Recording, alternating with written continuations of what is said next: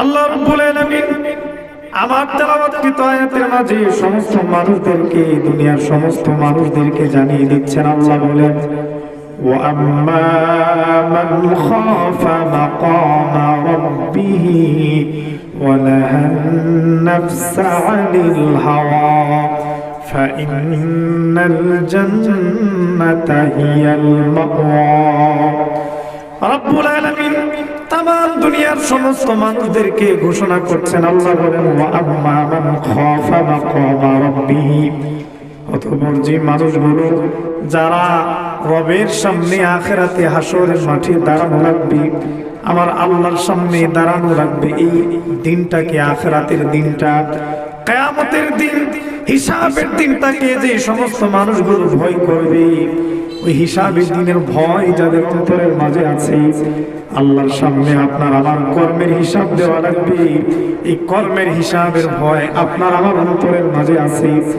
আল্লাহ বলেন, ওয়া আম্মা মান খাফা মাকামা রাব্বিহি ওয়া নাহান নাফসা আনিল হাওয়া, যে মানুষগুলো হাসরের মাঠে আমার রবের সামনে দাঁড়ানো লাগবে, আল্লাহর সামনে দাঁড়ানোকে যে মানুষগুলো ভয় করবে, আল্লাহর সামনে দাঁড়ানোকে ভয় করে, হিসাবের দিনকে ভয় করে যে মানুষগুলো, ওয়া নাহান নাফসা আনিল হাওয়া, অপরাধ থেকে, নাফরমানি থেকে নিজেকে গুটিয়ে রাখবে। সমাজের সমস্ত মানুষগুলো পাপাচারের দিকে দৌড়ায়, সমস্ত মানুষগুলো গুনার দিকে দৌড়ায়, যুবকগুলো যাত্রাপালার দিকে দৌড়ায়, হিন্দি গান শোনার জন্য পাগল হয়ে আছে। সমাজের একদিকে মাহফিল হচ্ছে, আরেকদিকে যাত্রাপালা, যাত্রাপালার মাঠে মানুষদের জায়গা দেওয়া যায় না, কোরআনের বাগানগুলো ফাঁকা হয়ে আছে, কোরআনের বয়ান যেই জায়গাতে হয় ওই জায়গাতে মানুষ নাই। ইমানদারের বাচ্চা দিয়ে আজকে গানের মঞ্চ পড়ে গেছে, কোরআনের মঞ্চের মাঝে ইমানদার নাই, আজকে মুসলমান নাই। রব্বুল আলামিন বলেন, যে মানুষগুলো ওয়া নাহান নাফসা আনিল হাওয়া, যাত্রাপালার দিকে না গিয়ে কোরআনের বাগানের দিকে আসবে, সমস্ত পাপাচার থেকে নিজেকে হেফাজত করবে, গুনার কর্ম থেকে মানুষগুলো নিজেকে গুটিয়ে রাখবে, সমস্ত গুনার কাজ থেকে যে মানুষগুলো নিজেকে বাঁচিয়ে বাঁচিয়ে রাখবে, আমার আল্লাহ বলেন, ফাইন্নাল জান্নাতা হিয়াল মাওয়া, ওই মানুষগুলো যদি দুনিয়ার জমিন থেকে বিদায় হয়ে যায়, দুনিয়ার জমিন থেকে যাওয়ার পরে তাদের জন্য যে চিরস্থায়ী একটা জায়গা আছে আখিরাত, আখিরাতের মাঝে আমার আল্লাহ দুই দলে মানুষদেরকে বিভক্ত করবেন। এক দলকে আল্লাহ জাহান্নামে নিক্ষিপ্ত করবেন, আরেক দলকে আল্লাহ জান্নাতি বানাবেন। আল্লাহ বলেন, যে মানুষগুলো আল্লাহর সামনে দাঁড়ানোকে ভয় করে, আখিরাতের দিনকে যারা, হাসরের বিচারের দিনকে যারা ভয় করে, গুনাহ থেকে, সমস্ত অপরাধ থেকে নিজেকে বিরত রাখে, ওই মানুষগুলোর ঠিকানা হবে আল্লাহর তৈরি জান্নাত। সুবহানাল্লাহ।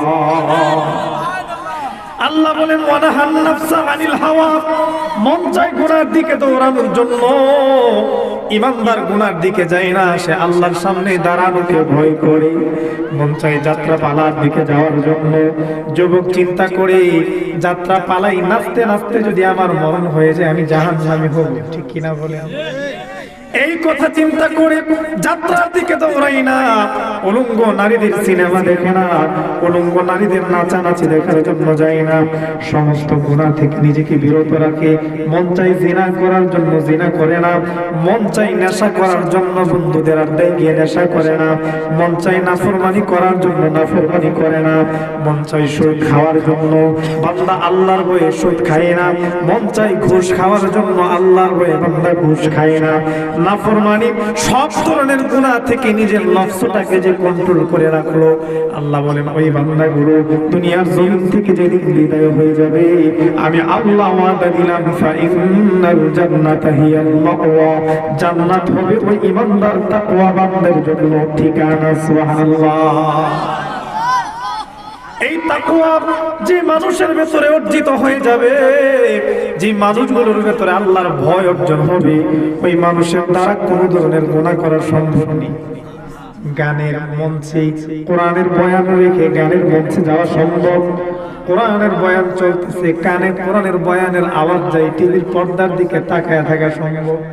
যে ইমানদারের অন্তরে আল্লাহর ভয় আছে, আল্লাহর সামনে আমার জীবনের হিসাব দেওয়া লাগবে, ওই ভয় যাদের অন্তরে আছে, ওই ইমানদার কোনোদিন মাহফিলের মঞ্চ রেখে, কোরআনের বয়ান রেখে চাষটুলে বসে আড্ডা দিতে পারে না, কোরআনের বয়ান রেখে নেশার মাঝে লিপ্ত থাকতে পারে না, কোরআনের বয়ান রেখে গার্লফ্রেন্ডের সঙ্গে আড্ডা দিতে পারে না, কোরআনের বয়ান রেখে টিভির পর্দার দিকে আড্ডা দিতে পারে না, ঠিক কিনা?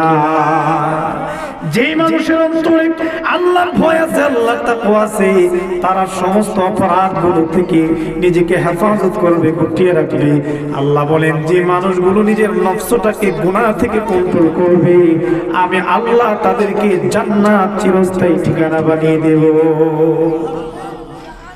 আমাদের ভেতরে আজকে আল্লাহর সেই তাকওয়া আর ভয় নাই, যার কারণে আজকে কোরআনের মাঠগুলো ফাঁকা হয়ে গেছে, নাচানাচি আর গুনাহের মাঠগুলো মানুষ দ্বারা ভরপুর, ঠিক কিনা বলে? আজকে আমরা মুখে মুখে বলে আল্লাহকে ভয় করি, আমার অবস্থা হচ্ছে এরকম। আল্লাহর ভয় আমার অন্তরে আছে, আমি আখিরাতকে বিশ্বাস করি, মরণকে বিশ্বাস করি, কিন্তু আমি নাফরমানির মাঝে লিপ্ত। আমি আজকে মরণকে ভয় করি, আমি আজকে রমজান মাস আসলে কালো কাপড় আর লাল কাপড়ের ভেতরে পর্দাশীল হয়ে খাবার খাই, ঠিক কিনা বলেন? রমজান মাস সামনে আসতেছে না, দেখবেন আমাদের সমাজে পর্দাশীল পুরুষের সংখ্যা বেড়ে যাবে, ঠিক কিনা বলে? পর্দাশীল সারা বছর পর্দা করছে না, কিন্তু ওই যে যেই মহিলারা পর্দা করে না, ওদের হক গুলো ওরা রমজানে আদায় করে পুরুষ হয়ে পর্দা করে, ঠিক কিনা বলে? এরকম আছে না ভাই? তুমি রমজান এলে রাখো না রোজা, দিনকে করো আঘাত, পয়সা করির নেই তো অভাব, দাও না তো যাকাত, ঠিক কিনা?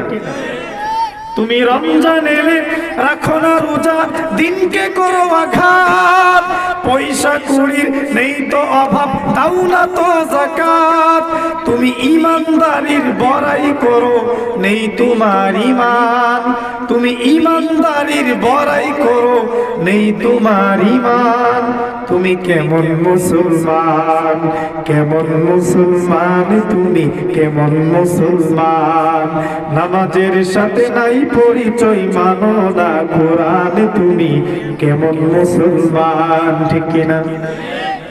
তুমি নবীর উম্মত দাবি করো, সুন্নাহ মানো না, নবীর অপমানে তোমার হৃদয় কাঁপে না, ঠিক কিনা? আজকে আমার দেশে 95% মুসলমানের দেশে নাস্তিকরা বসে বসে আমার নবীর ইজ্জতের উপর আঘাত করে, আমার নবীর চরিত্র নিয়ে কথা বলে, মুসলমান হয়ে আজকে আমরা কম্বল আর লেপ গায়ে দিয়ে ঘুমাই, আওয়াজ করে বলি, ঠিক কিনা? নবীর জন্য কোনো দরদ নাই, মায়া নাই, নবীর কষ্টে, নবীর আঘাতে, নবীর অপমানে আমার অন্তর ব্যতীত হয় না, নবীর রসুলের অপমানে কাঁদে না তোর মন, রাসূলের বন্ধু নই তুই, নবীজির দুশমন, ঠিক কিনা বলেন? রাসূলের অপমানে, রাসূলের ভালোবাসায় রাসূলকে কেউ অপমান করলো, আপনার আমার দিলে আঘাত লাগলো না, আর মুখে মুখে আমি বললাম আমি নবীর আশিক, আমি নবীকে ভালোবাসি, এর চাইতে বড় ভণ্ড আর বাটপার দুনিয়াতে আর কেউ নাই, ঠিক কিনা বলেন?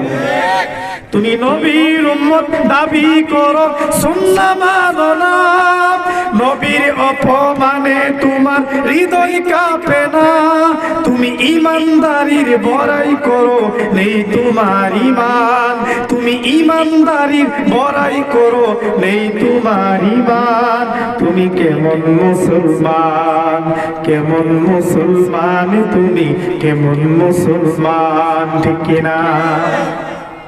এজন্য এই তাকওয়া এবং নিজেকে শুধু মুখে মুখে আমি বললাম আমি ইমানদার, আমি বড় আল্লাহকে ভয় করি, কিন্তু আমার অন্তরে আল্লাহর ভয় নাই। আমি বলতেছি আমি আল্লাহকে ভয় করি, সমাজের সমস্ত পাপাচারের সাথে আমার সম্পর্ক, এটার নাম আল্লাহর ভয় হতে পারে না, ঠিক কিনা বলেন? যার ভেতরে আল্লাহর ভয় আছে, কোরআনের বয়ান রেখে সে কখনো দুনিয়াবি কাজে থাকতে পারে না, ঠিক কিনা বলেন? এ মুসলমান ইমানদার, আল্লাহর ভয় কাকে বলা হয়? আল্লাহর পয়গম্বর প্যারা নবী রাহমাতুল লিল আলামিনের সাহাবী হযরতে ওমর রাদিয়াল্লাহু তাআলা আনহু একদিন হযরতে উবাই ইবনে কাআব রাদিয়াল্লাহু তাআলা আনহুকে প্রশ্ন করলেন, হে উবাই ইবনে কাআব, মাযাত তাকওয়া, তাকওয়া কাকে বলা হয়? মা মা'আনা তাকওয়া, তাকওয়ার অর্থ কি? হযরত উবাই ইবনে কাব বলেন, খলিফাতুল মুসলিমিন হযরত ওমর, আপনি তাকওয়ার সংজ্ঞা জানতে চান, আমার চাইতে তো আপনি ভালো জানার কথা। খলিফাতুল মুসলিমিন বলে, আমি তোমার জবান থেকে শুনতে চাই আল্লাহর ভয় কাকে বলা হয়, তাকওয়া কাকে বলা হয়, এর ব্যাখ্যাটা আমাকে একটু করে দাও। এবার হযরত উবাই ইবনে কাব বলেন, খলিফাতুল মুসলিমিন ওমর, তাকওয়া বলা হয় আপনি কখনো কি কোনো কাঁটাযুক্ত রাস্তায় চলাফেরা করেছেন, যে রাস্তাটা একেবারে সংকীর্ণ রাস্তা, চিপা রাস্তা, পুরোটা রাস্তার মাঝে কাঁটা বিছানো আছে, এমন রাস্তায় কি আপনি কখনো চলাফেরা করেছেন? খলিফাতুল মুসলিমিন বলে, হ্যাঁ আমি তো চলাফেরা করলাম। হযরত উবাই ইবনে কাব বলেন, খলিফাতুল মুসলিমিন, ওই কাঁটাযুক্ত রাস্তার মাঝে যখন আপনি চলছেন, কিভাবে আপনি হাঁটছেন, কিভাবে আপনার কদম ফেললেন? খলিফাতুল মুসলিমিন হযরত ওমর ইবনুল খাত্তাব রাদিয়াল্লাহু তাআলা আনহু আবার উবাই ইবনে কাবকে জবাব দেন, উবাই ইবনে কাব, আমি যখন কাঁটাযুক্ত রাস্তার মাঝে হেঁটেছি, আমি খুব সতর্কতার সঙ্গে আমার পা ফেলেছি, আমার পা যেন কাঁটার মাঝে বিঁধে না যায়, কাঁটা যেন আমার পায়ের মাঝে লেগে না যায়। ডান দিকে বাম দিকে সামনে পেছনে খুব সতর্কতার সঙ্গে আমার পা ফেলেছি, শরীরের কোনো দেহ যেন কাঁটার মাঝে আটকে না যায়, খুব সতর্কতার সঙ্গে আমি এই রাস্তা পার হয়ে গেছি। হযরত উবাই ইবনে কাব বলেন, খলিফাতুল মুসলিমিন ওমর, তাকওয়া হচ্ছে দুনিয়ার সমস্ত মানুষগুলো গুনাহ করবে, সমাজের সব দিকে গুনার কাঁটা বিছানো আছে, গুনার জাল বিছানো আছে, নাফরমানি আর পাপাচারের জাল বিছানো আছে, সমাজের সমস্ত মানুষগুলো গুনার দিকে দৌড়াবে, সমস্ত যুবকগুলো গুনার দিকে দৌড়াবে, সুদের দিকে দৌড়াবে, ঘুষের দিকে দৌড়াবে, জিনার দিকে দৌড়াবে। এইরকম কাঁটাযুক্ত রাস্তার মাঝে আপনি যেমন ডান দিক বাম দিক সামনে পেছনে খুব সতর্কতার সঙ্গে পা দিয়েছেন, সমাজের সমস্ত মানুষগুলো গুনাহ করবে, আপনাকে খুব সতর্কতার সঙ্গে চলতে হবে। সমস্ত মানুষ গুনাহগার, পাপাচার হয়ে গেল, আপনাকে পাপাচার হওয়া যাবে না।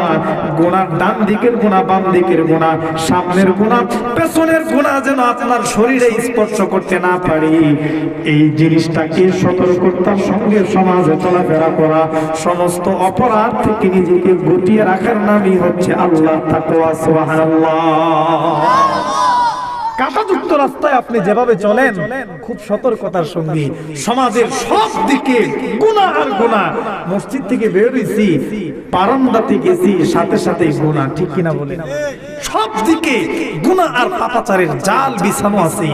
মুমিন এই গুনাহের জালে, পাপাচারের জালে পা দিতে পারে না। এটার নাম হচ্ছে আল্লাহ তাকওয়া। মুমিন চিন্তা করবে, আমি আমার আল্লাহর সামনে দাঁড়ানো লাগবে, আমার রবের সামনে আমাকে আমার জিন্দেগির হিসাব দেওয়া লাগবে। আমার জীবনে আমি যত গুনাহ করেছি, আমি যত নেক কাজ করেছি, প্রত্যেকটা কর্মের হিসাব আমার আল্লাহর সামনে দেওয়া লাগবে।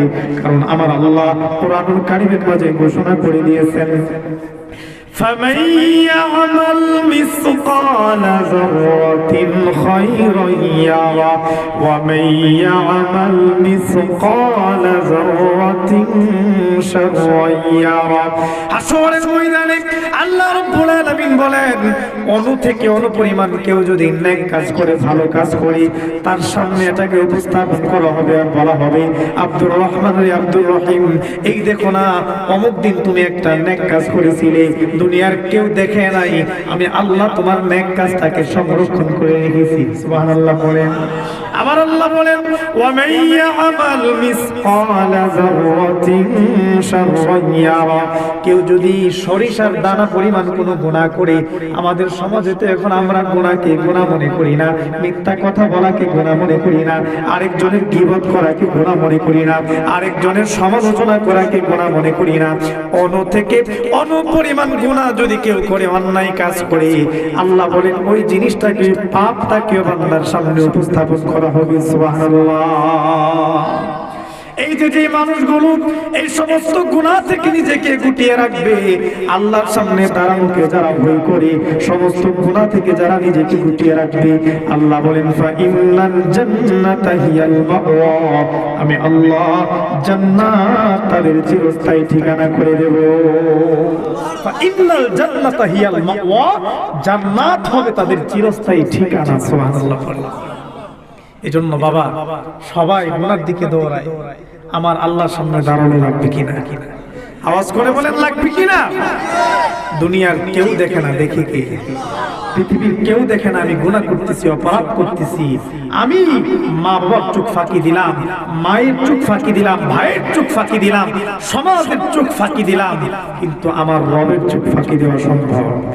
আওয়াজ করে বলেন সম্ভব? যাদের হৃদয়ে আছে আল্লাহর ভয়, তারা কবু পথ ভুলে যায় না। আল্লাহর প্রেম ছাড়া এই দুনিয়ায় কারো কাছে কোনো কিছু চাই না, কারো কাছে কোনো কিছু চাই না। যাদের হৃদয়ে আছে আল্লাহর ভয়, তারা কবু পথ ভুলে যায় না।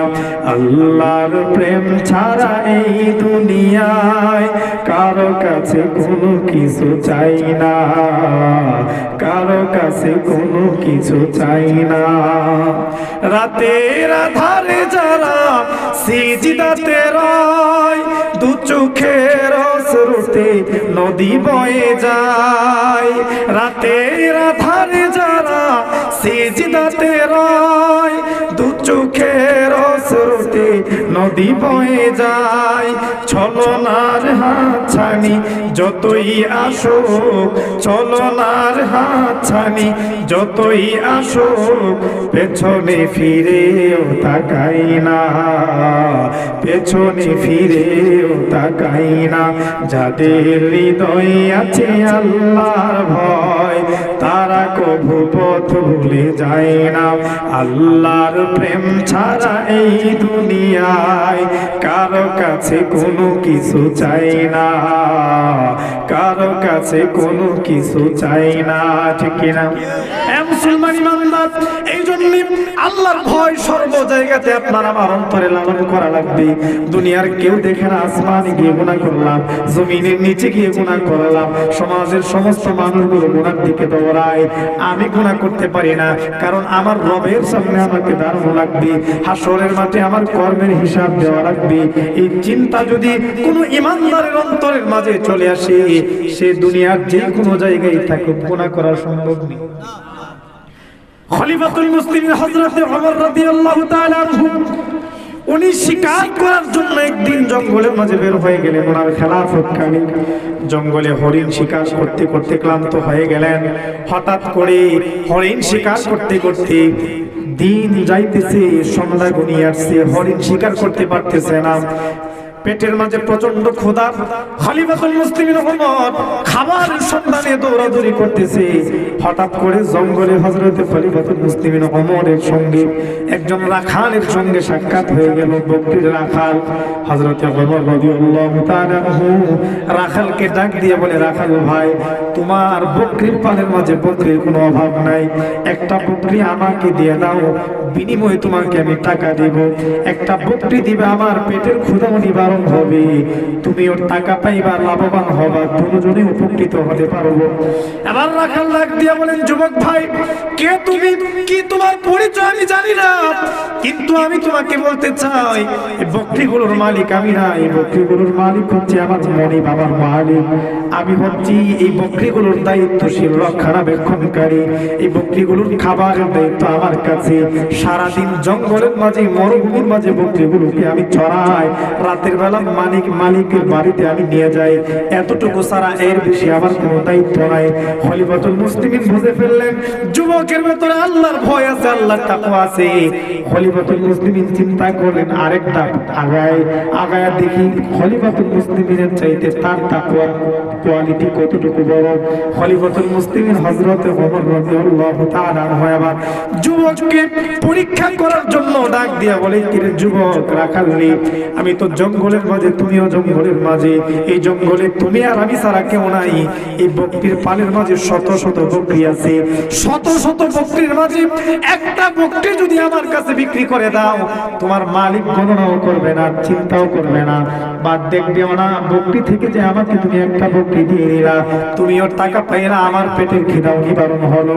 এবার খলিফাতুল মুসলিমিনকে সাধারণ একজন রাখাল ডাক দিয়ে বলে, রাখা যুবক ভাই, তোমাকে চিনি না, তোমার পরিচয় আমি জানি না, কিন্তু তোমাকে আমি বলতে চাই, তুমি বলতেছো এই জঙ্গলের মাঝে কেউ নাই, তুমি আর আমি সারা, আমার মনিব দেখবে না, দুনিয়ার কেউ দেখবে না, একটা বকরি যদি তোমার কাছে আমি বিক্রি করে দিই, তোমাকে আমি জানিয়ে দিতে চাই, আল্লাহ রাব্বুল আলামিন আসমানের মালিক, জমিনের মালিক, দুনিয়ার মানুষের চোখ ফাঁকি দেওয়া সম্ভব, মালিকের চোখ ফাঁকি দেওয়া সম্ভব, পিতামাতার চোখ ফাঁকি দেওয়া সম্ভব, কিন্তু আমার আল্লাহ যে মহান আল্লাহ, তোমার সৃষ্টিকর্তা, আমার সৃষ্টিকর্তা, আসমান জমিনের সৃষ্টিকর্তা, যে রবের দৃষ্টি তামাম দুনিয়ার সমস্ত আনাচে কানাচে, আসমানের উপরে, সমুদ্রের নিচে, মাটির নিচে আছে, তামাম দুনিয়ার সমস্ত মানুষের চোখ যদিও ফাঁকি দেওয়া সম্ভব, আমার আল্লাহর কুদরতি চোখ তো ফাঁকি দেওয়া সম্ভব না।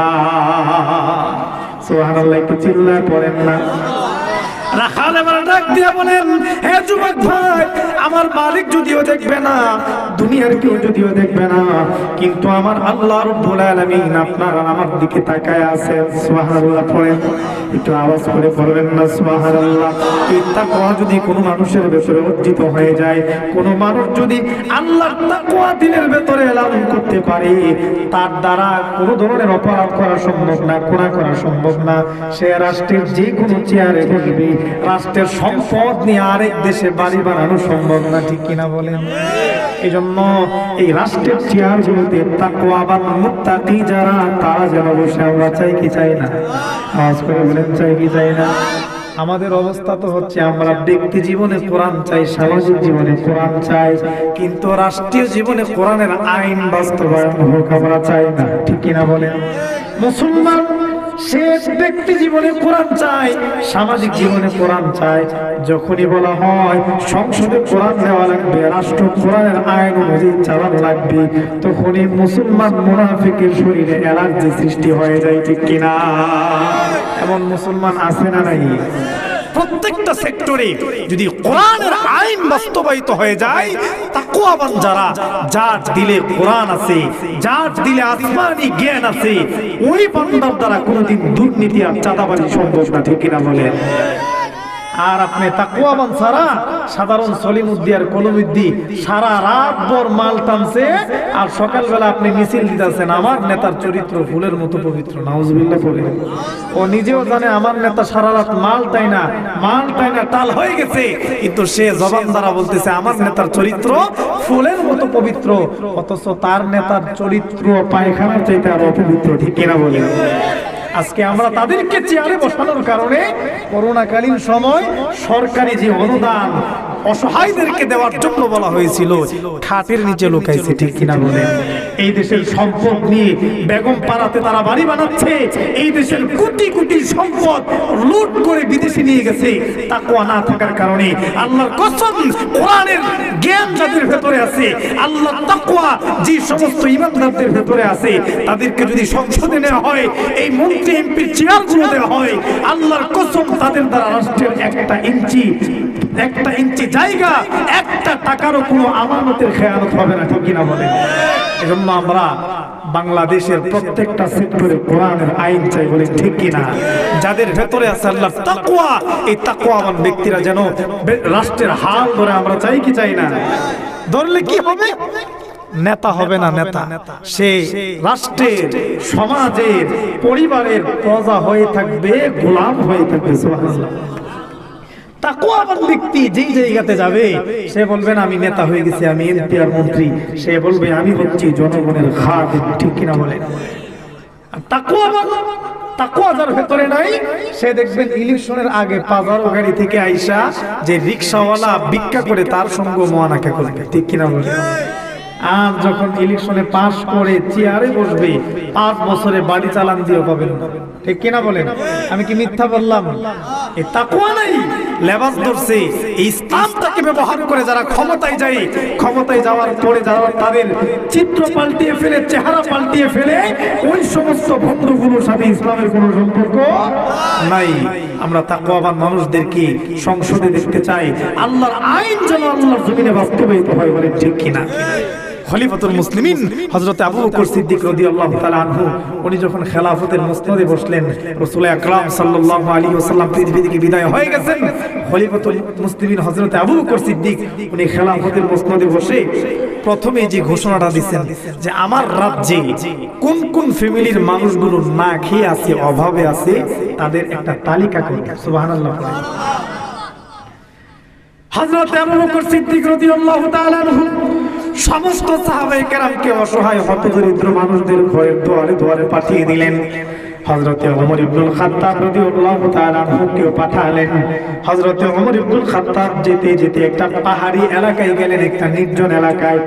নির্জন এলাকার মাঝে গিয়ে হযরত ওমর রাদিয়াল্লাহু তাআলা আনহু গিয়ে দেখলেন একজন মহিলা কোমরের ব্যথার কারণে সে ঘর ঝাড়ু দিতে পারে না, কূপ থেকে বালতি দিয়ে পানিও তুলতে পারে না। হযরত ওমর রাদিয়াল্লাহু তাআলা আনহু বললেন, মারে তোমার কি কোনো কর্মচারীর দরকার আছে নাকি? তুমি যদি বলো আমি আবু বকর সিদ্দিক রাদিয়াল্লাহু আনহুকে দরখাস্ত করব তোমার জন্য যেন রাষ্ট্রীয় একজন কর্মচারী নিযুক্ত করি। এবার বৃদ্ধা মহিলা বলেন, আমার পক্ষ থেকে আপনি দরখাস্ত আবু বকরের কাছে পৌঁছে দিবেন, সে যেন রাষ্ট্রীয় একজন কর্মচারী আমার জন্য নিযুক্ত করে। সুবহানাল্লাহ। হযরত ওমর রাদিয়াল্লাহু তাআলা আনহু সঙ্গে সঙ্গে আবু বকর সিদ্দিকের কাছে চলে আসলেন। দেখেন তাদের ভেতরে কেমন তাকওয়া ছিল, রাষ্ট্রের ক্ষমতায় বসার পর খাদিম হয়ে গেছে জনগণের। হযরত ওমর এসে বলতেছেন, হযরত আবু বকর সিদ্দিক খলিফাতুল মুসলিমিন, আমি অমুক এলাকায় গিয়ে দেখলাম পাহাড়ি এলাকায় একজন মহিলা কোমরের ব্যথায় পানি তুলতে পারে না, ঘর ঝাড়ু দিতে পারে না। আপনি যদি অনুমতি দেন আমি এই মহিলার ঘরের খাদিম হতে চাই, চাকর হতে চাই। সুবহানাল্লাহ পড়েন। কেমন দামি আবু বকর জানেননি? আল্লাহ পয়গম্বর প্যারা নবী রাহমাতুল লিল আলামিন বলেন, লাউ কানা বাদি নাবিয়ান লাকানা উমর। এই দুনিয়ার জমিনে আল্লাহ পয়গম্বরের পরে আল্লাহ আর কোন নবী রাসূল পাঠাবেন না। নবীজি বলেন, আমার পরে যদি আল্লাহ কাউকে নবী বানায়া পাঠাইতো তাইলে উমরের মর্যাদা আর শান এত বেশি।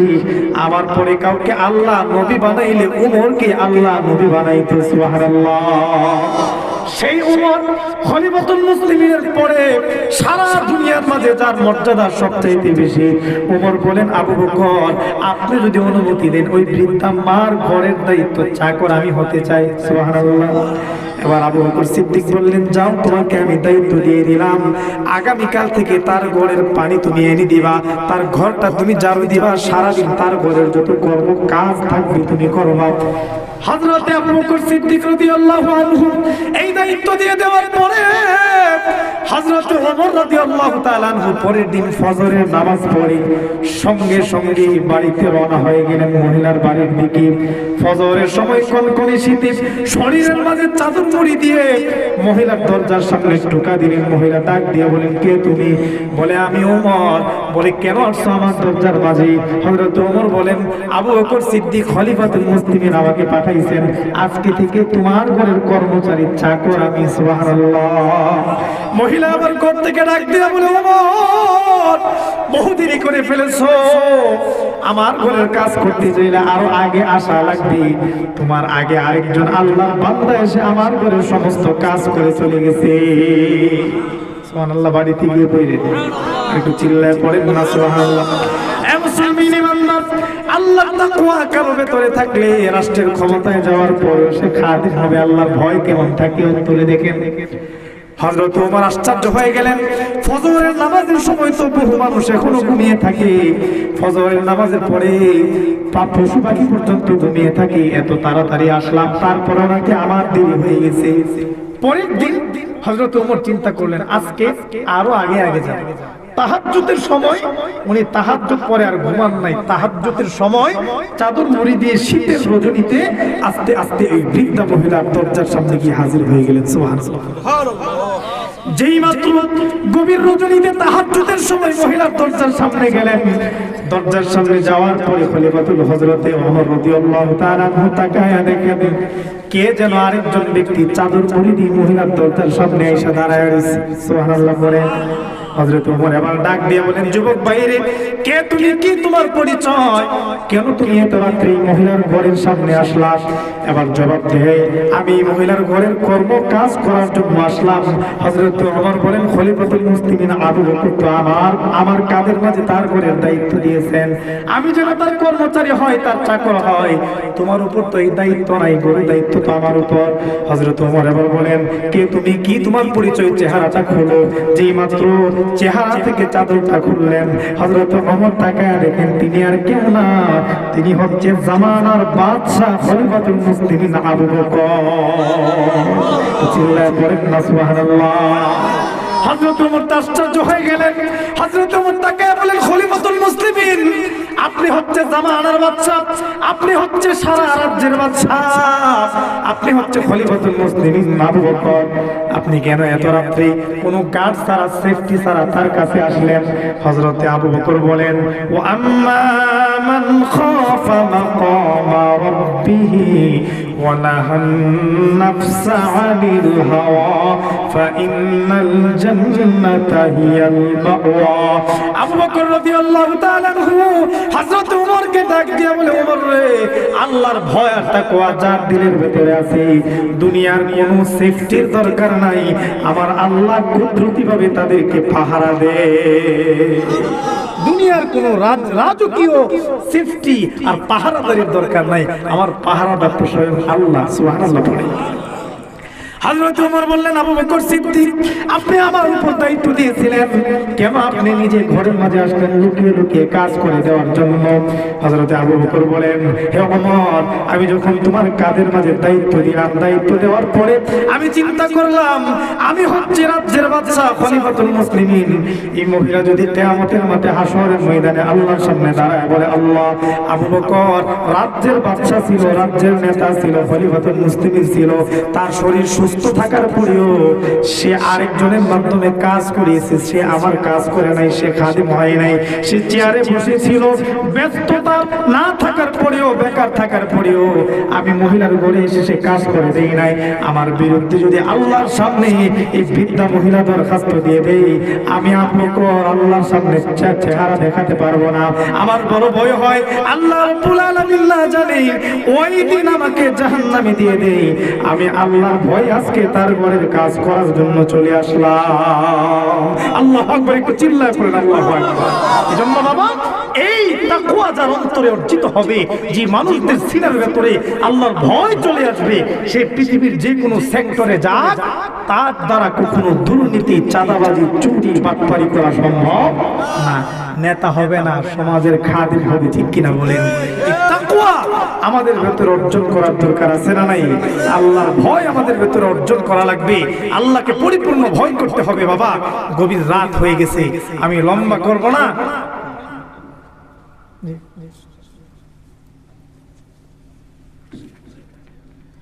মুহতারাম হাজিরিন, অনেক রাত, প্রায় 12:30টার কাছাকাছি, যদিও অনেক লম্বা আলোচনা করার ইচ্ছা ছিল, কিন্তু গভীর রাত, আবার প্রচন্ড শীত, কুয়াশা, তারপরেও যে আপনারা বসে আছেন, আল্লাহ শুকর, দোয়া করি আল্লাহ তাআলা যারা বসে আছেন, পর্দার অন্তরালে যে মা বোনরা বসে আছে, আল্লাহ যেন সকলকে কবুল করেন, সকলে পড়ি আমিন।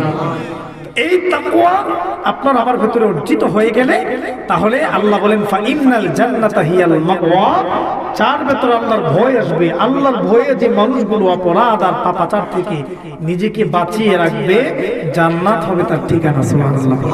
আল্লাহ এই তাকওয়ার সবক কোরআনের বিভিন্ন আয়াতে আমাদেরকে দিয়েছেন। আল্লাহ আরেক আয়াতে বলতেছেন, ইয়া আইয়ুহাল্লাযীনা আমানুত্তাকুল্লাহ ওয়া কুনু মাআস সাদিকিন, হে ঈমানদারেরা, আল্লাহকে ভয় করো এবং নেককারকে সঙ্গ বানাও, নেককারকে বন্ধু বানাও। সুবহানাল্লাহ। এই সঙ্গটা আপনার আমার জীবনে অনেক বড় দরকার। আমি 5 মিনিটে কথাটা গুছিয়ে ফেলবো। বাবা, সঙ্গ এমন এক দামি জিনিস, দামি সম্পদ, সঙ্গ মূলে লোহাও নাকি ভাসে, ঠিক কিনা বলে? আপনার আমার সঙ্গ যদি খারাপ হয়, আপনার বংশীয়ভাবে মর্যাদা বেশি, আপনি পয়গম্বরের সন্তান, আপনি ওলির বংশের মানুষ হওয়ার পরেও জাহান্নামী হবেন, ঠিক কিনা বলে? সঙ্গ যদি খারাপ হয়। হযরত ইব্রাহিম আলাইহিস সালামের বাবার নাম কি? সবাই বলেন, আযর। পয়গম্বরের বাবা হওয়ার পরেও সঙ্গগুলো খারাপ হওয়ার কারণে জান্নাতি না জাহান্নামী? জাহান্নামী। হযরত লূত আলাইহিস সালামের স্ত্রী জান্নাতি না জাহান্নামী? জাহান্নামী। সঙ্গ খারাপ ছিল, রাসূলের সঙ্গ গ্রহণ না করে দুষ্ট মানুষের সঙ্গ গ্রহণ করেছিল। হযরত নূহ আলাইহিস সালামের সন্তান কেনান বাবার কালেমা গ্রহণ করে নাই, ভালো মানুষের সংসর্গ গ্রহণ না করে দুষ্ট যুবকদেরকে বন্ধু বানিয়েছিল। জান্নাতি না জাহান্নামী? জাহান্নামী। পক্ষান্তরে একটা কুকুর নেককারের সংসর্গ গ্রহণ করার কারণে আল্লাহ তাকে জান্নাতি হিসেবে ঘোষণা দিয়েছেন। আসহাবে কাহাফের কাহিনী আপনারা জানেন না?